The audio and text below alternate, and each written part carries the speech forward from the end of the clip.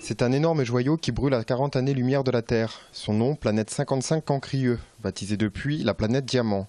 Malgré cette distance qui pour l'humanité est considérable, à l'échelle de l'univers, cette étoile est toute proche de nous.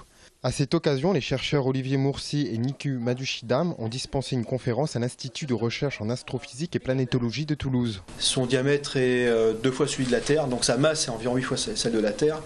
Donc la température en surface est de l'ordre de 2000 degrés. C'est une planète qui est très chaude. C'est une planète dont la composition est dominée par le carbone, l'acier. Donc sous la croûte, on trouve directement des couches de carbone qui sont sous forme de diamants en raison des très fortes pressions. Et environ 25% à un tiers de la masse de la planète serait constituée de diamants. La planète a été découverte en 2004-2005 et ce n'est que l'année dernière, en 2011, qu'elle a été mesurée pour la première fois. Nous avons étudié sa masse et son rayon pour comprendre sa composition. On la voit à l'œil nu, c'est une étoile qui fait partie de la constellation du Cancer. Et le Cancer, c'est une constellation d'hiver que l'on peut voir à partir de maintenant, près de la constellation d'Orion. Avec une paire de jumelles, on voit très bien cette constellation.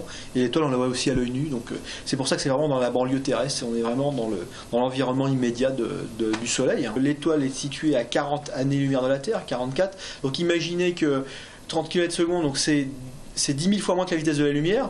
Donc il faudra au moins 400 000 ans pour y arriver. Donc 400 000 ans pour y arriver. Donc si vous ramassez du diamant, il ne faut pas oublier l'appel quand même, parce que autrement vous revenez à la maison.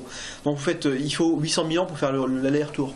Donc c'est hors de portée de notre civilisation actuelle. Compte tenu de l'état des progrès, non, c'est hors de portée. Si les cotations boursières du diamant n'ont pas été chamboulées par cette découverte, en revanche, pour le monde scientifique, cette planète ouvre de nouvelles voies dans la compréhension géochimique et géophysique des exoplanètes.